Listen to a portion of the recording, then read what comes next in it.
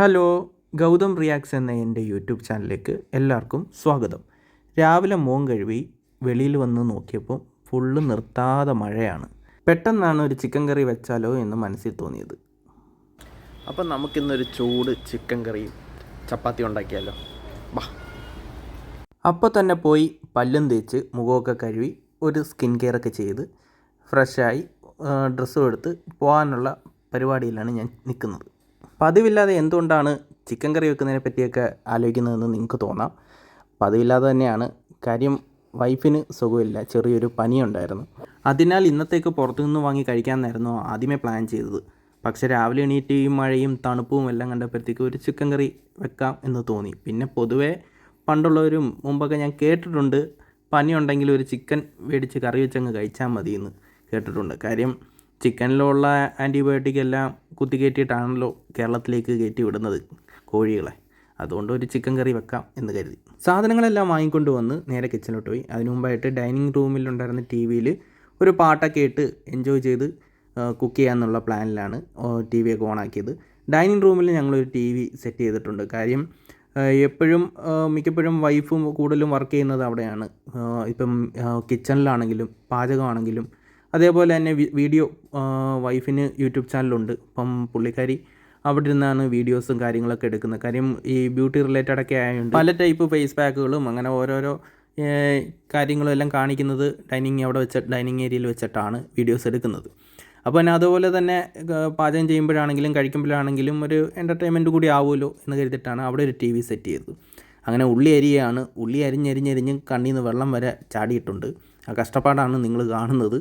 പിന്നെ എനിക്ക് സ്ഥിരം അങ്ങനെ നമ്മൾ ഉള്ളിയൊന്നും അരിയാത്തതുകൊണ്ടായിരിക്കാം പെട്ടെന്ന് ഒരു ഉള്ളി അരിഞ്ഞ് തുടങ്ങും വെള്ളം വരെ. പിന്നെ പണ്ടുള്ളവർ പറഞ്ഞ് കേട്ടിട്ടുണ്ട്, കത്തിയുടെ തുമ്പിൽ നമ്മൾ തൊലിക്കുന്ന ഉള്ളിയുടെ ഒരു ഭാഗം കുത്തി വെച്ചിരുന്നാൽ നമുക്ക് കണ്ണിൽ നിന്ന് വെള്ളം വരത്തില്ല.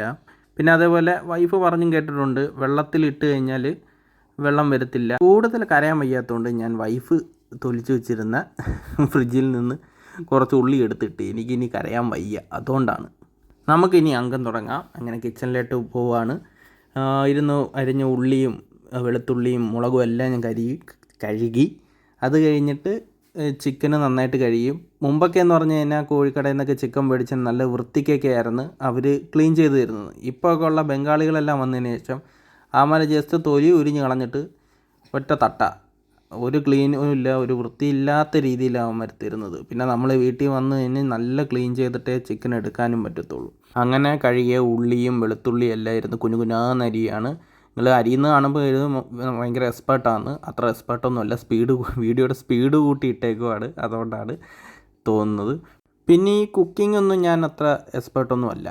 പിന്നെ ഞാൻ ജോലി സംബന്ധമായിട്ട് കോയമ്പത്തൂരൊക്കെ ഒറ്റയ്ക്കായിരുന്ന സമയത്ത് അവിടെ മെസ്സുണ്ടായിരുന്നു. അവിടെ ആദ്യം കുക്കൊക്കെ ഉണ്ടായിരുന്നു. അത് കഴിഞ്ഞ് കുക്കൊക്കെ പോയപ്പം ഞങ്ങൾ തനിയെ വെച്ച് കഴിക്കാൻ തുടങ്ങി. അവിടുത്തെ ഫുഡൊന്നും കൊള്ളത്തില്ല. അങ്ങനെ തനിയെ വെച്ച് കഴിക്കാൻ തുടങ്ങിയപ്പം ഞങ്ങൾ 3 പേരായിരുന്നു ഗസ്റ്റ് ഹൗസിൽ താമസിക്കാൻ തുടങ്ങിയത്. അങ്ങനെ ഓരോ ദിവസവും ഓരോരുത്തർ കുക്ക് ചെയ്യുമായിരുന്നു. അതായത് രാത്രിയിലേക്കുള്ള ഒരാൾ ഫുഡാണെങ്കിൽ ഉച്ചയ്ക്ക് ഒരാൾ, രാവിലെ ഒരാൾ, അങ്ങനെ മാറി തിരിഞ്ഞൊക്കെ അങ്ങ് ഫുഡൊക്കെ ഉണ്ടാക്കുമായിരുന്നു. അങ്ങനെ പല പല ഡിഷ് ഉണ്ടാക്കുമായിരുന്നെങ്കിലും എനിക്ക് 2-3 കറികളൊക്കെ അറിയത്തുള്ളൂ. അപ്പോൾ അത് തന്നെയായിരുന്നു ഞാൻ മിക്കപ്പോഴും വെച്ച് ചെയ്തുകൊണ്ടിരുന്നത്.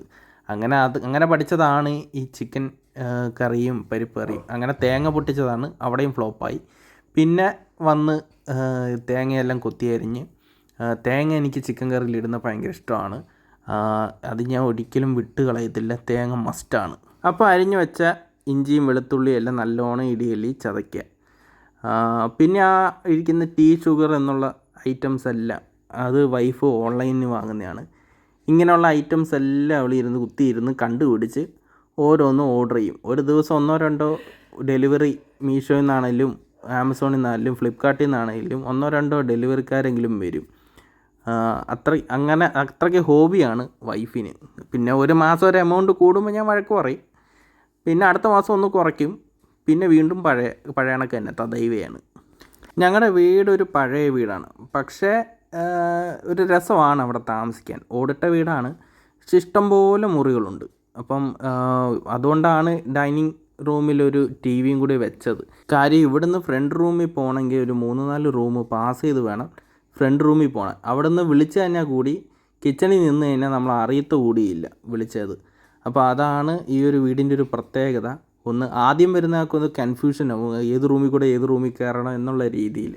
അങ്ങനത്തെ ഒരു വീടാണ്. പക്ഷേ സ്പെഷ്യൽ വീടാണ്, നല്ല രസമാണ്. ഒരു പഴയ വീട്, അപ്പോൾ നല്ല പഴക്കമുണ്ട്.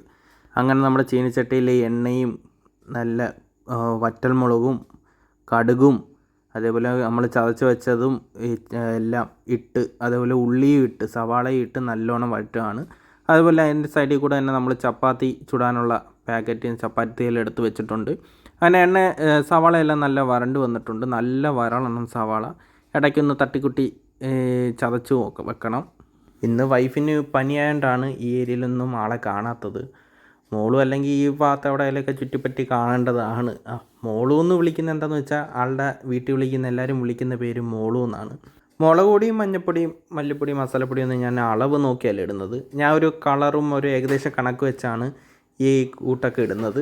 എൻ്റെ ഈ ചിക്കൻ കറി നല്ല വെള്ളം പോലെ ഇരിക്കും. അപ്പോൾ നിങ്ങൾക്ക് കാണുമ്പോൾ ഇത്രയും വെള്ളത്തിൻ്റെ ആവശ്യമുണ്ടോ ഈ ചിക്കൻ കറിക്ക് എന്ന് തോന്നാം. പക്ഷേ ഈ ചിക്കൻ കറി എന്ന് പറയുന്നത് നമ്മൾ ഈ പുട്ടിൻ്റെ കൂടെ ചപ്പാത്തി, പൊറോട്ട, അപ്പം അതിൻ്റെ കൂടെയൊക്കെ നമ്മൾ സ്റ്റൂ കഴിക്കുന്ന പോലെ കഴിക്കുന്ന ഒരു കറിയാണ്. അത് നല്ല വെള്ളം പോലെ ഇരിക്കും, എന്നാൽ നല്ല ടേസ്റ്റുമാണ്. എൻ്റെ വൈഫ് എപ്പോഴും പറയും പുട്ടിൻ്റെ കൂടെ കഴിക്കാൻ നല്ല ടേസ്റ്റാണ്, അവൾക്ക് ഭയങ്കര ഇഷ്ടമാണ് എൻ്റെ ചിക്കൻ കറി. അങ്ങനെ ഞാൻ ഇടയ്ക്ക് അവൾ പറയുമ്പോഴൊക്കെ വെച്ച് കൊടുക്കാറുണ്ട്. ചിക്കൻ കറി ചിക്കൻ കറി കഴിക്കണമെന്ന് പറയുമ്പോൾ ഞാൻ വെച്ച് കൊടുക്കാറുണ്ട്. അങ്ങനെ ചൂടോളം അനത്തി നമ്മുടെ ചിക്കനിലോട്ട് ഒഴിക്കുകയാണ്. അങ്ങനെ ഇതിന് നല്ല തിളയ്ക്കണം, നല്ല വെള്ളം നല്ല തിളച്ചിട്ട് വേണം നമുക്ക് അടുത്ത തക്കാളി ഇടാൻ. നമ്മുടെ ഇവിടെയൊക്കെ തക്കാളി ആദ്യമേ കണ്ടാണ് ഇടുന്നത്. പക്ഷെ ഞാൻ ഈ അവസാനം തക്കാളി ഇടുന്നത് തൃശ്ശൂർ ഭാഗത്തൊക്കെയാണ്. ഞാൻ ഒരിക്കൽ ഒരു ബന്ധുവിൻ്റെ വീട്ടിൽ പോയപ്പോഴാണ് അവിടെ ഇങ്ങനെ അവസാനം തക്കാളി കട്ട് ചെയ്തിടുന്നത് കണ്ടത്. അത് നല്ല ടേസ്റ്റായിരുന്നു. അതായത് തക്കാളി നല്ല വേവത്തുമില്ല, എന്നാൽ ഒരു മീഡിയം വേവായിരിക്കും. അപ്പോൾ അത് നമ്മൾ ചിക്കൻ കറി കൂട്ടുമ്പോൾ ആ ഒരു അങ്ങനെ അങ്ങ് കടിക്കാൻ ഒരു ടേസ്റ്റാണ്. അങ്ങനെയാണ് ഞാൻ കണ്ടുപിടിച്ചത്. അതാണ് ഞാൻ അവസാനം ഒരു തക്കാളി അരിഞ്ഞിട്ടത്. നിങ്ങളെങ്ങനെയാണ് ഇടുന്നതെന്നൊക്കെ ഒന്ന് കമൻറ്റ് ചെയ്യണം. എന്തെങ്കിലും അഭിപ്രായം ഉണ്ടെങ്കിൽ, എൻ്റെ ആദ്യത്തെ വ്ളോഗ് വീഡിയോ ആണ്, എന്തെങ്കിലും കുറവുണ്ടെങ്കിൽ നിങ്ങൾ അഭിപ്രായം പറയാം കമൻസിലൂടെ. ഇമ്പ്രൂവ് ചെയ്യണമെങ്കിലോ എന്തെങ്കിലും അഭിപ്രായങ്ങളുണ്ടെങ്കിലോ ടിപ്സ് ഉണ്ടെങ്കിലോ എല്ലാം നിങ്ങൾക്ക് ഷെയർ ചെയ്യാവുന്നതാണ്.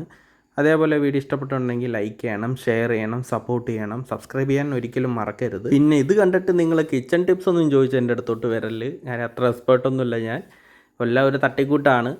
പിന്നെ എന്തെങ്കിലും ഡൗട്ട് ഉണ്ടെങ്കിൽ ഞാൻ വൈഫിനോട് ചോദിച്ച് പറഞ്ഞുതരാം, അതേ നടക്കത്തുള്ളൂ. അപ്പോൾ നമ്മുടെ ചിക്കൻ കറി റെഡി ആയിട്ടുണ്ട്, നമുക്കിനി കഴിക്കാം.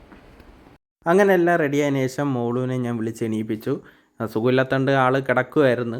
അങ്ങനെ വീഡിയോ എടുത്ത് തരാൻ വേണ്ടിയിട്ട് എണീപ്പിച്ചതാണ്. പിന്നെ ഫുഡും കഴിക്കണം, അതുവരെ കഴിച്ചിട്ടില്ല. അങ്ങനെ എല്ലാം എടുത്ത് വെച്ച് അതിൻ്റെ വീഡിയോ ഒക്കെ എടുത്ത് തന്ന്.